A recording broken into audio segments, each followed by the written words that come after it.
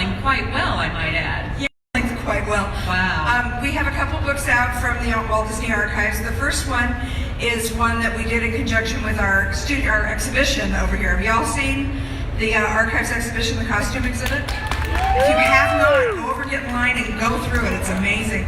But we did a book about it. I love this title, The Art of Disney Costuming, Heroes, Villains, and Spaces Between. Yes, indeed. And it's a fabulous book from Disney Editions. And unfortunately, it was so popular that it sold out on Friday. But you can order it on Amazon.com. It's there, and all right. Watch for it in a couple weeks. And the book price at Amazon.com, do we know? We don't. I know the book's marked retail at $60, so Amazon usually discounts it a bit. So they do. They do. So you get a deal, as it should be. Yeah. All right. And you want to see, this is just chock full of pictures, am I right? Oh, it's gorgeous. Yeah, it's got all of the costumes that are in the exhibit down the hall. And we have 73 costumes in that exhibit. It's got those, and plus it has some things from parks and from theatrical and some early film live action reference. Wow. Oh, that's wonderful. And then you also have the Walt Disney Studios, A Lot to Remember. Yes, the second edition of that book has come out, and it's also available on Amazon. We had copies here, but they also sold out. Right away, yep. So I'm really thrilled about all of that, so I'm happy to be telling you that you can get these books still, but you have to go online to do it after the expo. All right, quick spoiler alert, when you say a lot to remember, are we talking about a movie studio lot? Well, yes. Yeah, okay. And a lot of history. And a lot of history, okay. So this is sounds like it's going to be a whole lot of fun to read. Oh, I think and look at all the beautiful pictures. Yeah, there's a lot of rare photography in there because part of the archives is the photo library. So there's a lot of pictures in there that haven't been published before. So beautiful. Very photos. cool. Oh, that's Very wonderful. Cool. Yes. So what's coming up next for the archives? Well, next year is 2020. The Archives was founded in 1970, so we're having our 50th anniversary next year. Oh, fantastic. Isn't that exciting? Dave Smith founded the Archives in 1970, so we're having a golden anniversary. So we're going to have all kinds of great stuff. We'll be announcing it probably in a month or so. So watch D23.com and on the Archives page there. Okay. And we'll announce what's coming up. I can say one thing that we're doing is a special exhibition that's been traveling Japan. It's called Inside the Walt Disney Archives, and we're going to be bringing it here to Southern California. It'll be over at the Bowers Museum in Santa Ana early next year. So you're going to hear a lot more about that, but you're hearing it first from us. And I'm very proud of that exhibit. It's going to be pretty spectacular. Sounds Great. wonderful, Becky. Well, thank you for coming over and talking with us for a bit. Thank you for Ladies and gentlemen, Becky Becky Cline. Cline. Thank you so much, everybody. Have a good day. And don't forget to go see the exhibit. Good words of advice. Yeah. Wow. That's the first. That was enough. That was very cool. I think, I want to get those books. I know. Yep. Yeah. All right, Amazon.com for those beautiful books. That's right. Now we need to talk.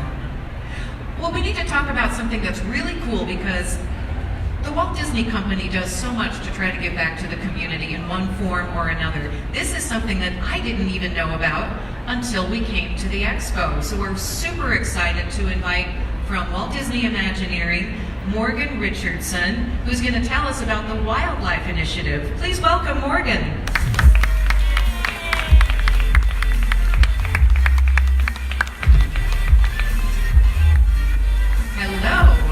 Hello. Hello. Thank you for showing up again. Wow, we had a chance to chat with you yesterday. Yep. And this is going to be some fun. All right. It is going to be some fun. All right, so I'm here today to talk about the art of conservation. And so, my name is Morgan Richardson, and I am a Walt Disney Imagineer. I am an artist, I'm a wildlife conservationist, and I'm hoping because I really dig animals. And I'm here to talk to you today about how we can use art to help save wildlife. As an Imagineer, I've had the opportunity to work on a whole bunch of projects all over, some of which are on their way, and some of which have a little bit of something to do with animals, like Zootopia coming to Shanghai Disneyland. That's going to be a really awesome project. Yeah, there's people who are pretty excited about that one. And Morgan, before you continue on, we do have a little bit of housekeeping that we have to do that we forgot to do before we brought you out. So Bill is not only whoa. This doesn't happen until 4:15. So. Well, I know, but we're explaining it in Oh, we advance. should explain it now? Okay, this Yes. is why we're going to interrupt Morgan here in about 6 minutes? No, that would be... It's going to be a few minutes. Bill is serving 8 double minutes. duty I don't today. add well, yeah, this time of the afternoon. And about 8 minutes, we're going to interrupt and we're going to tell them about the parade that's coming at 4:30. So we apologize for the interruption, but we'll try to make it all work into the show. That's okay. Take I'm it honored away. to be on stage during a Take parade. it away. Maybe we'll let you do it. All right. So up on screen right now, you see some traditional like canvas type paintings, right? And whether it's that type of artwork or funky little sculptures or like quick and dirty digital sketches, I've been using artwork to help save wildlife for a long time now. And just to give you a bit of an idea of what it takes to do a sketch like that, this is a bit of a layer run through. It's all about building up layers of color and contrast and pattern and shape and sort of pulling out of that chaos something recognizable. And in this case, it's an okapi, the world's only relative of the giraffe. And so you have this endangered species up there that is sort of like starting to take shape and take form, and you try to add as much character to it until eventually, hopefully, you end up with something that's unique and stylized in a way that, hopefully has never been seen before. Wow. That's incredible. So how did you get started doing conservation work? Well, I got started in the same way that I think a lot of people get started doing things like this. I was a curious kid.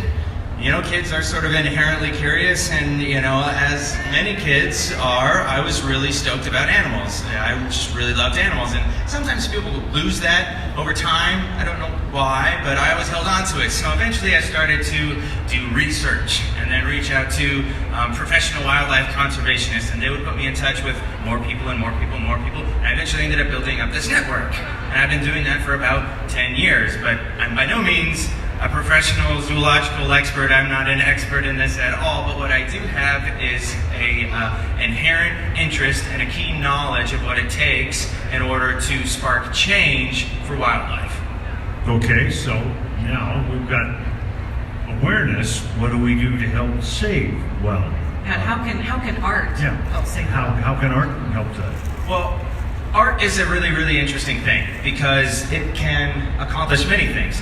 Art can not only help save wildlife, it can help save the world, right? And we as artists have sort of a particularly specialized skill to move people's emotions and to reach out and touch their hearts and empower them to spark change. So in the same way that art can motivate mankind as part of a cultural renaissance, or empower a group of protesters, or help pitch the next big theme park idea, right? Art can help spark a conversation about the type of change needed to save the planet. That makes sense. All right, so what are your artistic inspirations? Of course, I really love color, but Yeah. I look I at... would have never guessed with these. Yeah, I know, right? I'm a pretty bland guy. So, like, the second half of the 20th century is full of art and music and cars and animation and theme parks and kitschy gadgets and consumer products and advertising art. And so a lot of that is something that I pull from, but at the same time, I'm really into the natural world and inspired by that, so I'm a bit of a mixed bag, I guess. I get it. Very cool. So what can the average person do to start being involved in conservation efforts? Gotcha. I want to make this super clear for everyone. I think that you and everyone here in this building has the potential to do something meaningful, and in particular has the potential to do something meaningful for wildlife. Right? You don't have to have money, you don't have to have experience, you don't have to have a passport to go to Africa. Right? There's meaningful conservation work that you can do right here at home in order to spark change, right? With a little bit of Googling, I'm sure that you can find a beach cleanup or a state park restoration effort or a parrot rescue or something like that, right? You don't have to travel to the jungles of South America or travel to Indonesia. There's meaningful conservation work that can be done right here. And California is one of the most biodiverse regions on the planet, if you do not know that, not just in the United States. Come on. Even if you don't live here, there are endangered species where you live, whether it's in the United States, whether it's overseas. it all starts with what you do at home, because what you do at home ends up growing your knowledge base, and that knowledge base ends up growing and growing and growing, and you end up learning more. And when you end up doing that, you can start to find out what sort of specialized skill you have in order to get involved.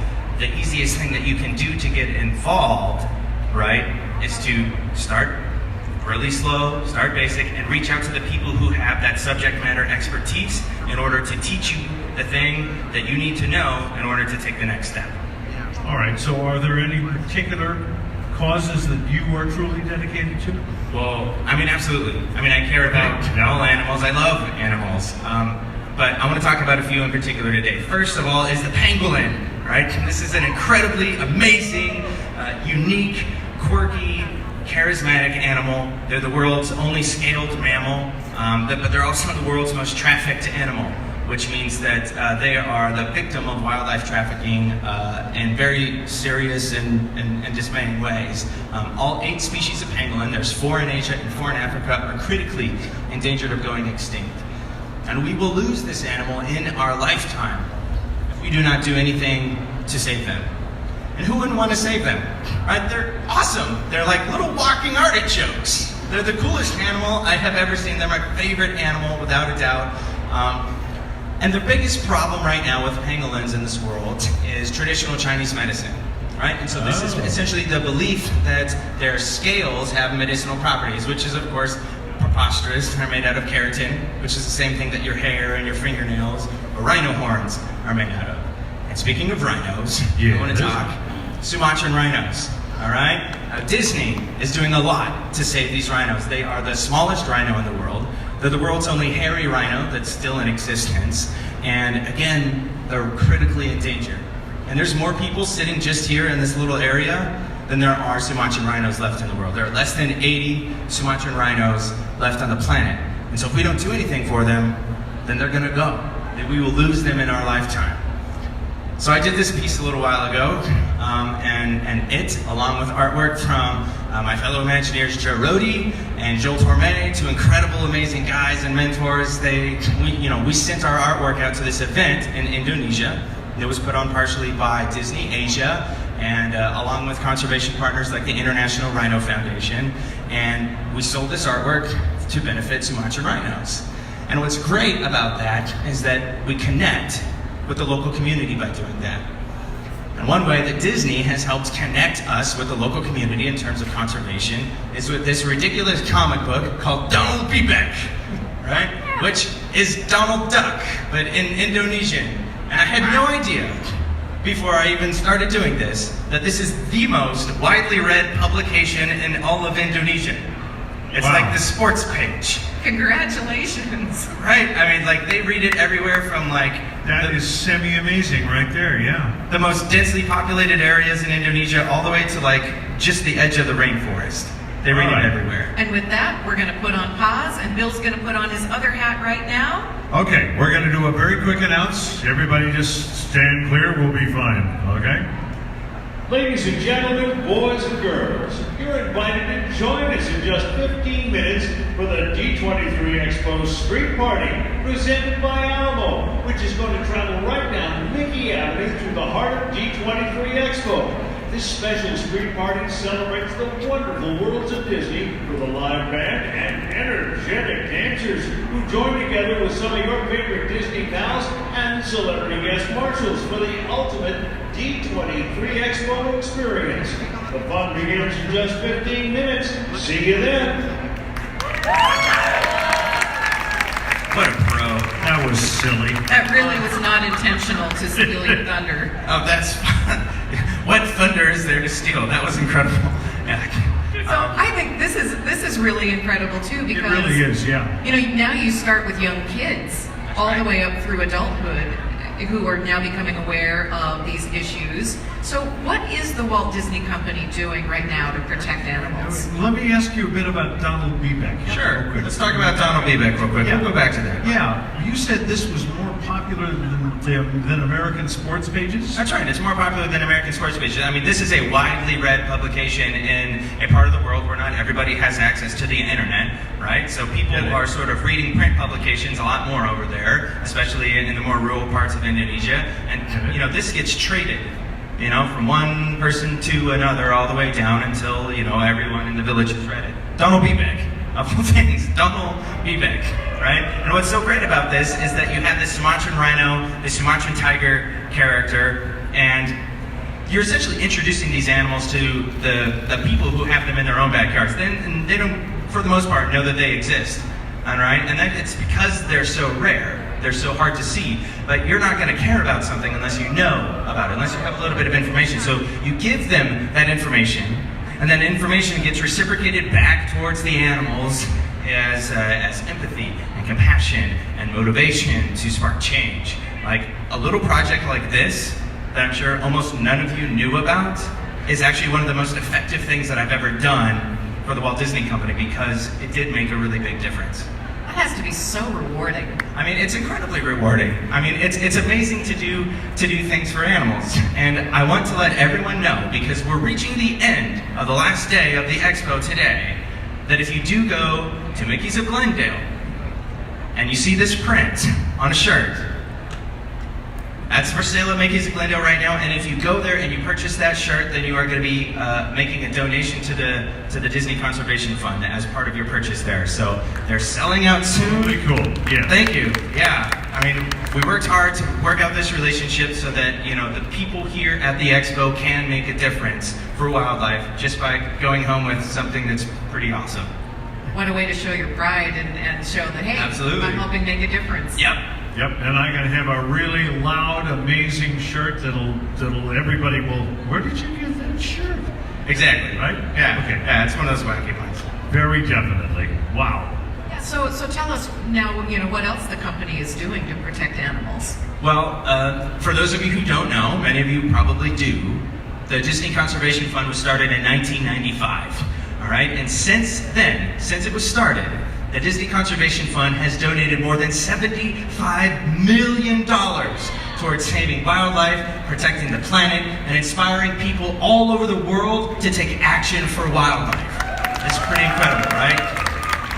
That's a pretty awesome number. It's an amazing number, and it's so interesting the way that this has been set up and the way that it's worked, is that the Disney Conservation Fund basically pairs philanthropic grants with existing nonprofits that do conservation work. And then add on top of that the donated expertise of the Disney's animal science and environmental professionals that work for the company. So they work together with the nonprofits and focus on protecting wildlife, or engaging local communities, or inspiring people to make change around the world, or protect the planet. It all sort of depends on what that nonprofit does. And to date, the Disney Conservation Fund has supported more than 2,000 projects in 120 different countries around the world. Wow. And that's insane. I do this, and those are crazy, crazy numbers. Yeah. Boy, they sure are. That is really heartwarming to know that that's happening, and super inspiring, you know, to think that all of us can get involved and we can make a difference too. That's right. And so even though a lot of these projects happen in the far reaches of the planet, you can still influence them by doing things like making a donation, or like, for example, buying that shirt. You know, that donation ends up going to one of these projects. So I'm gonna run through just a few projects for you right now. So Yeah, this I want to know what this is. Right. Yeah. If you had no idea, this would, like, what is this floating box? Okay, so this is a honeybee hive fence, right?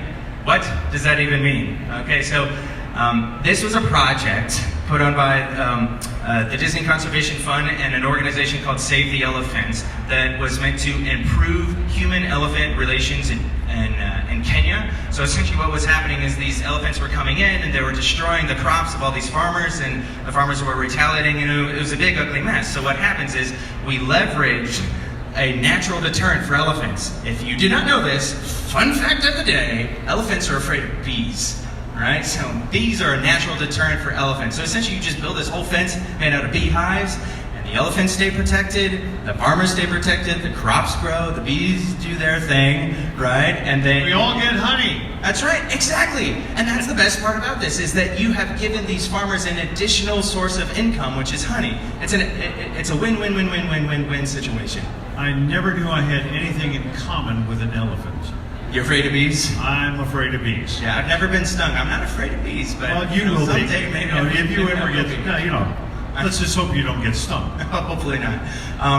And a few of you may have heard of like a stunner of a blockbuster of a film recently that came out called The Lion King. Yeah. Oh, did they have one of those? Yeah, there was a Lion King recently. Yeah. What you may not have known, though, is in the 25 years since the first Lion King came out, the very first Lion King, half of Africa's lion population has disappeared in 25 years. Many of you have been around for 25 years, so this has happened in our lifetime. It's very scary that this can happen, and this has happened because of habitat loss, because of poaching, trophy hunting, loss of prey animals, which goes along with habitat loss. But the science shows that the lions can recover, right? But we need to take action now in order for that to happen. So Disney, of course, has stepped in with the Wildlife Conservation Network's Lion Recovery Fund and started the Protect the Pride campaign, right? So hashtag Protect the Pride. Tweet it, it's awesome, okay? And so what ends up happening is that the Wildlife Conservation Network sort of comes into local communities and works with those local communities in order to figure out ways that are sort of like tailor fit those local communities to help protect the lions. And to date, the Disney Conservation Fund has donated more than $2 million and growing to this protection of the animals in Africa, particularly lions. It's absolutely fantastic. So if you want to help, all right, you can go worldwide at our resorts worldwide, at our Disney stores worldwide, and you can purchase one of these limited edition Nala and Simba plushes, and those donations will go to the Disney Conservation Fund, which is fantastic. That is really cool, and they're adorable. They're Yeah, they awesome. are. Yeah, they are. We like lions. Speaking of lions, Yeah. many of you may recognize this piece of artwork right here. It's one of mine, if you couldn't tell. And this is actually part of the Disney Conservation Hero badges that you can purchase at the Walt Disney Cool. World Resort, right? It's the most recent rendition of that. And if you go to the Walt Disney World Resort or our cruise lines and you make a donation to the Disney Conservation Fund, you can get one of these in return, wear around the park, be a total superhero, conservation hero. If I see you wear them at the expo, you will get a high five from me, guaranteed. So come up to me if you're wearing it. Yeah. So it's protectthepride.com. Is that the So what you're going to want to do is you basically just search for the Wildlife Conservation Network's Lion Recovery Fund, and they're going to give you a lot of information there. There's links on there to talk about the relationship with the Walt Disney Company, and anytime you sort of like post about lions, or you could search Twitter online for the hashtag Protect the Pride, and there's going to be people all over the world participating in this. Very cool. All right. Yeah. Wow. And so just for the D23 2019 Expo, I'm Yes. going to announce one last thing. All right, this is something that's never been seen before. This is a fantastic announcement. So you like these badges here, but for the first time ever, I'm going to show you folks the brand new artwork for the Disney Conservation badges coming Wow. to the Walt Disney World near you. And just for you folks here today, we have a limited number of prints that we're going to be giving away of this artwork that hasn't even been released in the park yet. So catch those over there. Catch me after the presentation. I'll be happy to sign them for you. You can ask me about wildlife conservation. And I really hope that something here inspires you about animals today. I hope that you take away from this presentation an empowered view on how you can protect wildlife. Thank you. Morgan. Morgan, thank you so much. Thank Morgan you. Thank you. Richardson. Thank you. Yeah. Now tell you what, he will be right over here, so you can do that. That is going to be very cool. Meanwhile, it's time for one more announce about the parade before the parade shows up. So let's see if we can do that one, shall we? And don't go away because we still have more great guests. Ladies and gentlemen, boys and girls, D23 Expo Street Party, presented by Alamo, will be making its way down Mickey Avenue in just a few minutes with live music, dancers, and of course, some of your favorite Disney special celebration, including the salute to the 40th anniversary of Mickey Mouse Disco. The fun begins in just a few minutes. See you soon. All right, let's bring out our next guest. Yeah. This is going to be a good time, I promise you. From the, hello, you are, I'll let you do this. Okay, sure. Because you're gooder at this. No, not at all. We are going to get the inside scoop on a brand new book called Marc Davis, in his own words, Imagineering the Disney Theme Parks, from one of the authors, Chris Merritt, and his special guest, Vanessa Hunt. Please welcome them to the stage.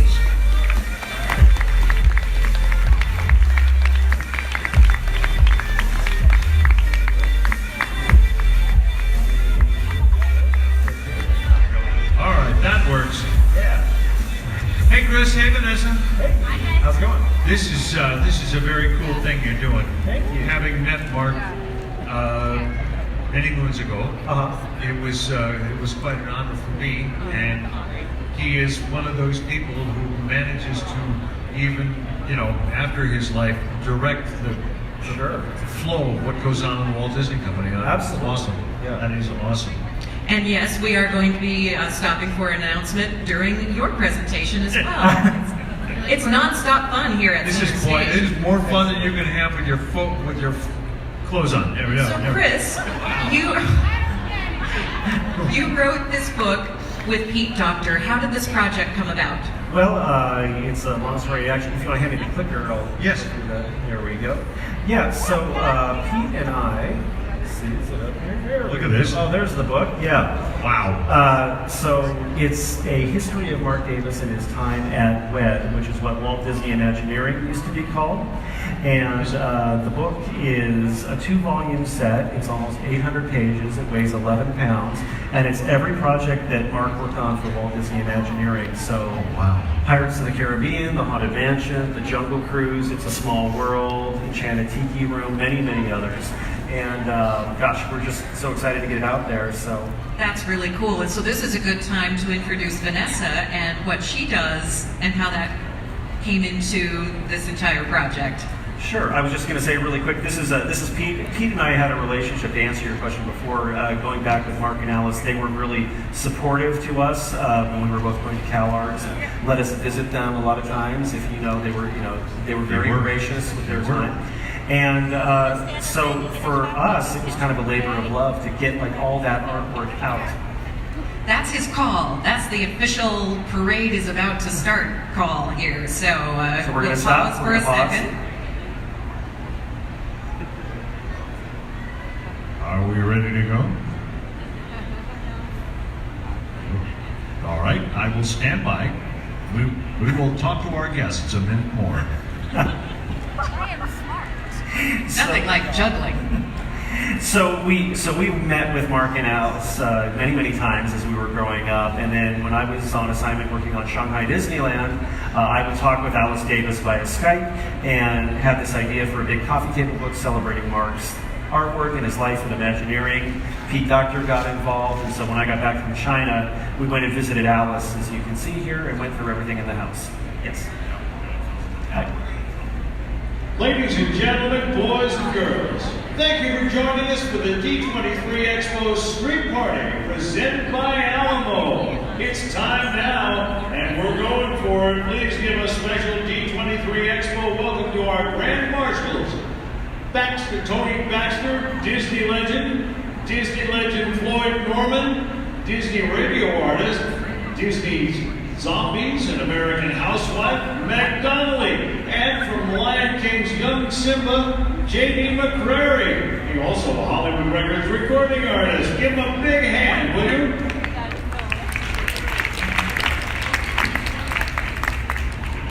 And now it is all yours. Thank you. So, What a great way to pay tribute. that's, I guess, the name of the game. What an incredible way to pay tribute to that legacy. I mean, Yes. good for you for putting this together. Yeah, they were mentors and friends and had a lot, Marc and Alice came to my graduation at CalArts, and it was like bringing a rock star to your graduation. So this is Pete and I at the house with Alice several years ago, and she very graciously turned over the whole house to us. So Marc kept all his original sketches from Pirates of the Caribbean and the Tiki Room, every theme park project, lots of photos of working with Walt and other famous Imagineers like Mary Blair and Claude Coates and Worldy Crump, so it was really gracious of her to trust us with this. And then, of course, we had the great Walt Disney Imagineering art collection that Vanessa works on. That's why I'm here. Oh, that's right, she's here, yes. Book. I'm sorry. So this is some of the spreads from the book. This is the Haunted Mansion chapter, and you can see how beautiful the artwork is. So the pencil sketches came from Alice. These are rough sketches that Marc saved, and then the final artwork is what Vanessa works with and curates. Here's some Pirates of the Caribbean when it was a wax museum walkthrough, not a ride. Not a ride. Wow. And the Elephants in the Jungle Cruise. I mean, gosh, how much do we love the Elephants in the Jungle Cruise, right? Yeah. This is just stunning artwork. Yeah. Unbelievable. So, Vanessa, this is your department here, right? This is my department, and it is an amazing collection. I know we are all incredibly honored to be able to work with this artwork on a daily basis. I have to pinch myself occasionally because that's the vault. That's right across from my office. We get to go in there and stare at Marc Davis art every day if we want to. How many pieces do you have in the collection, pieces of art? It's growing daily. Right now we're at about 160,000 pieces of art. Of that, about 90,000 is physical artwork housed in the vaults. A lot of the current art is digital born, so that's shifting to more digital eventually. But yeah, it's incredible. So it goes back to the earliest designs for Disneyland, all the way up through the latest art for the newest projects we're working on at Imagineering. So our team makes it available for research, reference, inspiration. Publishing is probably the biggest use of the art collection, which is fantastic for us. It's really the best way to get the artwork into your guys' hands so you can actually see it and enjoy it. I love this slide. I think of this as the wall of Marc Davis, because in the vault, they have this whole wall at the back of the vault dedicated to Marc's artwork, and it'll blow your head up to see this. Oh, definitely. We've had people cry when they walk in and see this. We even had Alice Davis back there to come look at it. So we do loan artwork for exhibition occasionally, so that's why all these pieces are framed. They've been all around the world at some point in time. So because we do host tours occasionally, we decided to showcase some of our more well-known artists. So the fan favorites that are frequently requested, we just wanted to have on hand and ready to show off. Now, Vanessa, when you talk about a vault, you're not kidding, are you? Oh no, it's a vault. Not the vault where we put the films when they go away for a few years. No, it's, I don't know the square footage, but we have thousands upon thousands of flat file drawers. It's temperature, humidity controlled, state-of-the-art fire suppression system. Only certain people have access to the vaults. You guys have been, you got to see it firsthand. We did. Oh, that was an incredible day. And you just feel the sense of history and the inspiration all around you. Definitely. Yeah. It's a very special place, and it's... Without doubt. Holy cow. And it looks, Chris, like you've really captured that in this 2-volume set. I mean, this is amazing. Well, thank you. I mean, it's all fascinating to me, but we really get a lot into Marc's design philosophies. The thing that was important to me, in addition to making sure that the artwork was represented correctly, and just as a sidebar, Vanessa and her team re-photographed something like 700 pieces of Marc's artwork alone just to get the color the most accurate it's ever been. It's very true. Out of about 1,000 pieces, we almost photographed all of them. Wow. Wow. But what's really nice about the book, and if you want to come take a look, is it's in Marc's own words. So,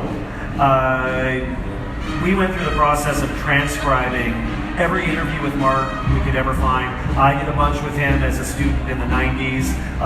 There was a great magazine called the E-Ticket Magazine that did a lot, and then a lot of other archival interviews with him. Taking all those and putting it into Marc's words. The coolest thing about this for Pete and I in the 90s when we could visit Marc and Alice was to go visit them and say, can we take you to the Tam O'Shanter for lunch and tell me all about, staging Pirates of the Caribbean, or how did you do the gags in the Jungle Cruise? And he would sit here and tell you about it, and you're like, wow, I'm getting a one-on-one lecture from the guy who worked with Walt Disney to design my favorite attractions of all time. So this book is in his words and his handwriting, and then additionally, we have a lot of other Imagineers who work directly with him, giving color commentary along the way. So it's full of rough sketches, behind-the-scenes photos. there's so much in here I can't even tell you. And it's not just this one book that we're looking at right now, but 2 books Yeah. that weigh a combined total of what, 11 pounds? Yeah. Jeepers. Yeah. It's a workout. And really, the research that you've been doing for this book, you've been doing now for many, many, many years, and that's really cool. I really started in earnest on this about 5 years ago when we were in China. And then ever since we got the book deal, and Wendy Lefcon from publishing, I can't thank her enough for the support on this. It was 5 years really of lunch breaks and train rides, transcribing articles, getting everything together, and then working with Vanessa and her team to get everything looking as good as it does. And the color's the best I've ever seen reproducing Marc's artwork. I mean, this is very close to the original. So. We try really hard for that. It's one of the most important things when the artwork's reproduced. We want to make sure it accurately represents the work of the artist. So we do take that very seriously. We have our photography studio in-house, so we just roll the artwork from the vault down to the studio, and then they capture it for us, and it's amazing. Yeah, if you want to go back to the slides, this is one of the people who works with Vanessa in the archive collection, and you're photographing for the Marc Davis book, yes? Yeah, this is Evelyn. She's one of our photographers.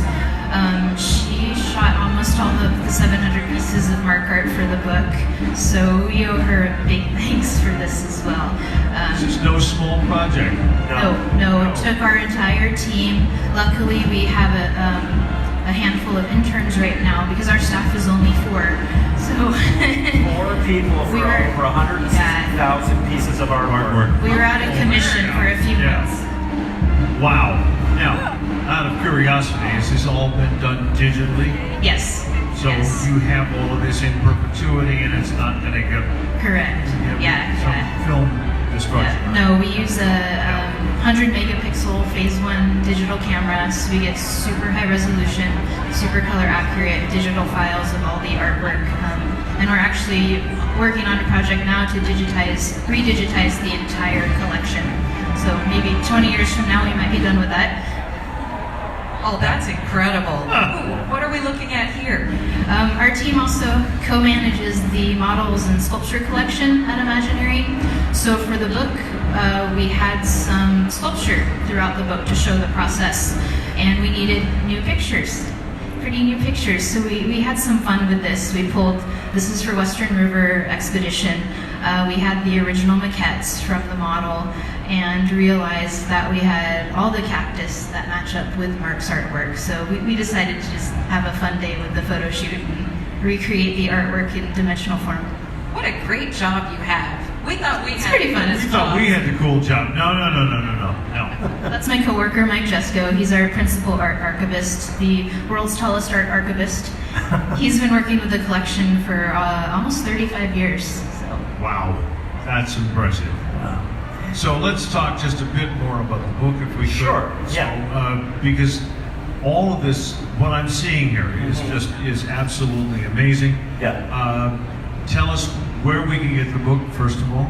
Well, unfortunately, it sold out this morning, which is a great problem to have, but we felt so bad because we had a signing. Yes, I get it. Yeah, so, but the book is available on all your normal online retailers, and so that's a good deal. It'll be shipped out September 3rd.